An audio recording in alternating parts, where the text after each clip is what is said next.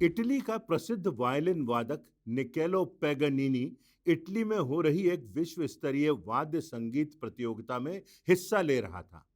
अचानक बजाते बजाते वायलिन का एक तार टूट गया और फिर दूसरा और तीसरा तार भी टूट गया। वायलिन में मात्र 4 तार होते हैं और पैगनीनी इस अंतिम एक तार से वायलिन बजाता रहा। उस एक तार से उसने इतनी खूबसूरत धुन बजाई कि वह इस प्रतियोगिता में प्रथम स्थान पर रहा। यहूदी चिकित्सक का वर्णन है, डॉक्टर विक्टर फ्रांकोल। 1948 के दौरान हिटलर द्वारा उन्हें बंदी बना लिया गया। नाजी सैनिकों ने उनकी पत्नी और बच्चों की यहां तक कि हत्या भी कर दी। उनके घर को लूट लिया, उनका सिर मुड़वाकर कपड़े उतरवाकर उन्हें कचहरी में कटघरे में खड़ा कर दिया। उस नग्नावस्था में लोगों के भद्दे मजाक और बेहद शर्मनाक स्थिति का सामना करते हुए डॉक्टर फ्रैंकोल ने एहसास किया कि लोग उनका परिवार खत्म कर सकते हैं, उनको लूट सकते हैं, उन्हें नग्न करके कटघरे में खड़ा कर सकते हैं, उनका मजाक उड़ा सकते हैं, माखौल उड़ा सकते हैं, परंतु एक बात है जो कोई कभी उनसे नहीं ले सकता और वह है उनका स्वभाव। वह दृढ़, मजबूत, खामोश, खड़ा सारे अत्याचार सहता रहा। सारी यातनाओं से गुजरने के बाद अंत में उसने एक पुस्तक भी लिखी। बाद में वह अपने देश के प्रमुख का निजी चिकित्सक तक बनाया गया। डॉक्टर विक्टर फ्रैंकोल के जीवन के टूटे हुए वायलिन के आखिरी बचे हुए एक तार से उसने फिर एक ऐसी धुन बजाई कि समा बदल गया। स्पोर्ट्स वीक एक पत्रिका है। एक बार मशहूर धावक मर्लन ओल्सन का इंटरव्यू छापा गया। उसने बताया कि उसकी गहरी चोट लग जाने के कारण उसके घुटने की हड्डी टूट गई थी। उस हड्डी के टूटने में एक द्रव्य भर गया था जिसे निकालना जरूरी होता था। उस द्रव्य को निकालने के लिए कील जैसी मोटी सुई डालने की उन दिनों में जरूरत पड़ती थी। एक विश्व प्रतियोगिता में भाग लेने के पहले ओल्सन को दर्द हुआ। द्रव्य निकालना अनिवार्य था। डॉक्टरों ने कहा इसके बाद के लिए दौड़ना संभव भी ना होगा और एक कील सी उसके घुटने में ठोक दी गई। द्रव्य निकाला गया। उस पीड़ा में भी मर्लन ओल्सन ने दौड़ में भाग लिया। इस पीड़ा के बावजूद ओल्सन ने अपने जीवन के वायलिन के आखिरी बचे हुए तार से ऐसी धुन बजाई कि हालात ही बदल गए। स्वभाव हमारे जीवनों में प्रमुख है। आज हम में से कितने हैं जिनके जीवन के कितने तार टूट चुके हैं? हो सकता है 4 में से 3 तार टूट चुके हों और एक ही बचा हो, परंतु दुखद बात यह है कि हमारा ध्यान उस एक बचे हुए तार के बदले उन टूटे हुए तारों पर लगा हुआ है और इसके कारण हमारा स्वभाव बदल गया है। निसंदेह हमारे स्वभाव का परिणाम हमारी जिंदगी के हर आयाम पर पड़ता है। हमारा जो स्वभाव है वह हमारे अतीत, योग्यताओं, शिक्षा, घटनाओं और सफलताओं से बहुत प्रभावित होता है। अक्सर हम सोचने लगते हैं कि दूसरे हमारे लिए क्या सोचते हैं, हमारे बारे में दूसरों का क्या सोच है, परंतु इन सब बातों से प्रमुख है हमारा स्वभाव। यह हमारे जीवन को बना सकता है और बिगाड़ भी सकता है। यह हमारे परिवारों को बना सकता है और मिटा भी सकता है। यह हमारे भविष्य की योजनाओं को संवार भी सकता है और मिटा भी सकता है। अतः स्वभाव का निर्धारण हमारे हाथ में होता है। हम अपने अतीत को नहीं बदल सकते, हम घड़ी के कांटों को नहीं बदल सकते, हम समय के चक्र को नहीं रोक सकते, हम अपनी मृत्यु को नहीं टाल सकते, शायद किसी हद तक हम लोगों के व्यवहार को भी नहीं बदल सकते, ना उन पर नियंत्रण कर सकते हैं। संभवतः हम टूटे हुए 3 तारों को नहीं जोड़ सकते, परंतु एक तार जो जिंदगी में बचा है उससे खूबसूरत धुन बजा सकते हैं। हम अपने स्वभाव को नई दिशा दे सकते हैं, पैगनीनी के समान, विक्टर फ्रैंकोल और ओल्सन के समान। किसी ने कहा है हमारा जो जीवन है वह लगभग 10% तो घटनाओं और लोगों पर निर्भर होता है, उनसे प्रभावित होता है, परंतु 90% हमारे स्वभाव पर निर्भर होता है। आज हम बाइबल के प्रकाश में हमारे स्वभाव के विकास हेतु 3 बातें मुख्य रूप से आपके सामने रखना चाहते हैं। पहली बात है स्वभाव का बनना। बाइबल में नीति वचन नामक पुस्तक के 4थे अध्याय की 20वीं से 23वीं आयतों में लिखा है, हे मेरे पुत्र, मेरे वचन ध्यान करके सुन और अपना कान मेरी बातों पर लगा। इनको अपनी आंखों की ओट में ना होने दे, वरन अपने मन में धारण कर, क्योंकि जिनको वे प्राप्त होती हैं वे उनके जीवित रहने का और उनके सारे शरीर के चंगे रहने का कारण होती हैं। सबसे अधिक अपने मन की रक्षा कर, क्योंकि जीवन का मूल स्रोत यही है। परमेश्वर कहता है, मेरे वचन पर ध्यान दे, इसी से स्वभाव का निर्माण होता है। यहोशू की पुस्तक में परमेश्वर उसे दिशा निर्देश देता है। यहोशू की पुस्तक के पहले अध्याय की 7वीं और 8वीं आयतों में लिखा हुआ है, व्यवस्था की यह पुस्तक तेरे चित्त से ना उतरने पाए, ना तो इससे दाएं मुड़ना ना बाएं। बाइबल में यह भी लिखा है कि जो मनुष्य जैसा मन में सोचता है वैसा ही बन जाता है। कोई मन में सोचता है कि सैनिक बनना है, वह सैनिक बन जाता है। कोई ठान लेता है कि इंजीनियरिंग के या चिकित्सा के क्षेत्र में जाना है, तो उस दिशा में वास्तव में बढ़ जाता है, और अगर वो अपना सारा ध्यान और सारी ऊर्जा उस पर केंद्रित करता है तो वह बन जाता है। वचन के आधार पर स्वभाव को बनाएं तो स्वभाव परमेश्वर की इच्छा के अनुसार होगा। यहाँ पर हमें ठहरना है और सोचना है और देखना है कि परमेश्वर ने हमें कौन सी योग्यताएं दी हैं, किन बातों में हमारी रुचि है, किन बातों में हम आगे बढ़ सकते हैं, किन बातों में मानो परमेश्वर की बुलाहट है। इस बात का एहसास हमारी जिंदगी में होता है, हमारे हृदयों में होता है। हमारे परिवार के इर्द गिर्द के लोग देख सकते हैं और कह सकते हैं, तुम्हें इस दिशा में बढ़ना है। तो उस दिशा को परमेश्वर की इच्छा समझकर हमको उस दिशा की ओर अपने कदम बढ़ाना है, अपनी मानसिकता को लगाना है, क्योंकि परमेश्वर ने हमको अपनी योजना के अनुसार इस संसार में भेजा है, और उसकी योजना को ध्यान रखकर जब हम बढ़ेंगे तो वहीं से हमारे जो वास्तविक स्वभाव का भाव है, उसका आचरण है, वह वहीं से प्रारंभ होगा। दूसरी बात, स्वभाव का विकसित होना। फिलिपियों की पत्री के 2 अध्याय की पहली आयत से 5वीं आयतों में पौलुस प्रेरित लिखता है, सो यदि मसीह में कुछ शांति और प्रेम से ढाढ़स और आत्मा की सहभागिता और कुछ करुणा और दया है, तो मेरा यह आनंद पूरा करो कि एक मन रहो, एक ही प्रेम, एक ही चित्त और एक ही मनसा रखो।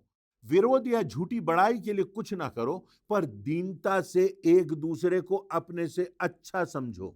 हर एक अपने ही हित की नहीं, परंतु दूसरों के हित की भी चिंता करे।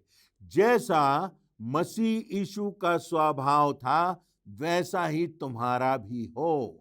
यहां पौलुस बताता है कि किस तरीके से हम जब दूसरों की चिंता करते हैं, दूसरों के लिए जीवित रहते हैं, अपने स्वार्थ से बढ़ करके दूसरों का ध्यान रखते हैं, तो हम स्वभाव को विकसित कर सकते हैं, और तब हमारा स्वभाव मसीह यीशु के स्वभाव के अनुकूल बढ़ता जाता है, परिपक्व होता जाता है। जैसा व्यक्ति का हृदय होगा, वैसा ही उसका चरित्र और उसका स्वभाव भी होगा। अंधेरे में दिया जला है तो उससे उजाला तो फैलेगा ही। परमेश्वर में होकर हम में शांति, प्रेम से ढाढ़स, पवित्र आत्मा से सहभागिता और मन में करुणा और दया होना चाहिए। परंतु फिलिपियों के नाम अपने पत्र के 4थे अध्याय की 8वीं आयत में परमेश्वर के वचन में लिखा है, अतः हे भाइयों, जो बातें सत्य हैं, जो बातें आदरणीय हैं, न्याय संगत हैं, पवित्र हैं, मनोहर हैं, मन भावनी हैं, और जो उत्तम और प्रशंसनीय गुण की बातें हैं, उन्हीं पर ध्यान दिया करो। अर्थात इन्हीं बातों पर मन लगाया करो, इनसे अपने जीवन के स्वभाव को सींचो, इस दिशा में बढ़ो, तब तो ये स्वभाव विकसित होगा, परिपक्व होगा। और तभी फिलिपियों की पत्री के 4 अध्याय की 9वीं आयत में पौलुस ने लिखा है, परमेश्वर का जो शांति का सोता है तुम्हारे साथ होगा। ये परमेश्वर की प्रतिज्ञा है, एक शर्त है कि हम अपने स्वभाव को विकसित करें, प्रभु यीशु मसीह की समानता में बढ़ें, तब परमेश्वर की शांति हमारे साथ होगी और परमेश्वर हमारे साथ होगा। अक्सर हम दूसरों के जीवनों में नकारात्मक गुणों को बहुत आसानी से देख लेते हैं, जबकि खुद की कमजोरियों को समझने और स्वीकारने में हमें बड़ी कठिनाई होती है। प्रभु यीशु मसीह के वचन और उनका जीवन हमें बताता है कि हमें लोगों की अच्छाइयों को देखना है और उनकी अच्छी बातों से खुद सीखना है और उनके सद्गुणों को सीखते हुए विकसित करना है अपने जीवन में उन गुणों को, और हमें सदैव उन बातों से स्वयं को प्रोत्साहित रखना है। इन्हीं बातों के विकास से हमारा स्वभाव अच्छी दिशा में बढ़ेगा, प्रभु यीशु मसीह की समानता में बढ़ेगा, परिपक्वता में बढ़ेगा, आत्मिकता में बढ़ेगा, और तब परमेश्वर हमें आशीषित करेगा। यह उसकी प्रतिज्ञा है। स्वभाव के संबंध में तीसरी बात, स्वभाव का परिपक्व होना, उसका उद्गम होना, उसका विकास होना और अब उसका परिपक्व होना। परिपक्व स्वभाव वह है जो मजबूत है और जो ईश्वरीय सत्य पर, उसके वचन की बुनियाद पर बना है, उसके मार्ग पर चलता है, दाएं बाएं नहीं जाता, और जो हर परिस्थिति में अडिग रहकर प्रभु यीशु मसीह की गवाही देता है। यीशु का स्वभाव लोगों के प्रति और परमेश्वर के प्रति सदैव एक सा बना रहा, यहां तक कि विषम परिस्थितियों में और मृत्यु के सामने वह अपरिवर्तनशील रहा। क्रूस पर लटके हुए भी वह लोगों के लिए क्षमा की प्रार्थना करता रहा। माता और शिष्य पर प्रेम प्रकट करता रहा। जिन्होंने उसे मारा भी था उनके लिए भी वह तरस खाता रहा, प्रार्थना करता रहा। कुकर्मी को अनंत जीवन का दान भी उसने दे दिया। बाइबल हमें बताती है कि हमारे विश्वास अर्थात आंतरिक स्वभाव की परख तब होती है जब विषमताएं आती हैं, जब तूफान आते हैं। बुनियाद मजबूत कितनी है यह तब पता चलता है जब आंधियां और तूफान आते हैं। वैसे ही हमारे स्वभाव की परीक्षा भी होती है जब हम कठिनाइयों से गुजरते हैं, विषमताओं का सामना करते हैं। आज संसार में हर तरफ शैतान की परीक्षाएं हैं, अंधकार है, छल है, कपट है, धोखा है, नई नई जानलेवा बीमारियां हैं, सब कुछ अनिश्चित है। इन सब से अगर हमें ऊपर उठना है तो हमें प्रभु यीशु मसीह के व्यवहार की समानता में बढ़ना होगा। यीशु मसीह के व्यवहार के समान हमारा व्यवहार तभी होगा जब हम उसका अनुगमन करेंगे, उसके जीवन का, उसके वचनों का अध्ययन करेंगे, उन्हें अपनाएंगे, उसकी मुक्तिदायक शिक्षाओं का आत्मसात करेंगे। बाइबल में यशायाह नबी की पुस्तक के 40वें अध्याय की 31वीं आयत में लिखा है, परंतु जो यहोवा की बाट जोहते हैं वे नया बल प्राप्त करते जाएंगे, वे उकाबों की नाई उड़ेंगे, वे दौड़ेंगे और श्रमित ना होंगे, वे चलेंगे और थकित ना होंगे। परमेश्वर की सामर्थ्य से यह संभव है। यदि हम अपने जीवन में निराश हों, दुखी हों, टूटे हुए हों, आज हम सब तरफ से हताश हों, तो क्यों ना अपने जीवन को प्रभु यीशु मसीह की ओर मोड़ें और उससे नई आशा और नया बल और नई दिशा प्राप्त करें। अपने स्वभाव को परमेश्वर के वचन के अनुसार बनाएं। अपना स्वभाव वचन की भली बातों को ग्रहण करके अच्छी दिशा में बढ़ता जाए, इसका प्रयास करें। हमारा और आपका स्वभाव यीशु मसीह के उद्धार की नींव पर टिका हो। आप यीशु को अपना आधार बनाएं और आप उसकी परिपक्वता में, उसकी समानता में आगे बढ़ें, जिससे आपके जीवन में क्षमा की भावना हो, प्रेम की भावना हो, अपनत्व की भावना हो, दूसरों के हित की भावना हो, दूसरों को उठाने की भावना हो, दूसरों को प्रेरणा देने की भावना हो, दूसरों को आगे बढ़ाने की भावना हो, दूसरों को अंधकार से प्रकाश के रास्ते पर लाने की भावना हो। जीवन के इस झंझावात को झेलने में तब हम सक्षम होंगे। इस संबंध में परमेश्वर की प्रतिज्ञा है कि यदि हम और आप उसके पास आएंगे तो निश्चय वह हमें स्वीकार करेगा और अपनी सामर्थ्य से भरेगा। वह आपके जीवन को नया बनाएगा और हमें शांति और प्रेम और आशा से परिपूर्ण करेगा। पवित्र आत्मा के उत्साह और मार्गदर्शन से प्रेरित कभी ना समाप्त होने वाला जीवन देगा।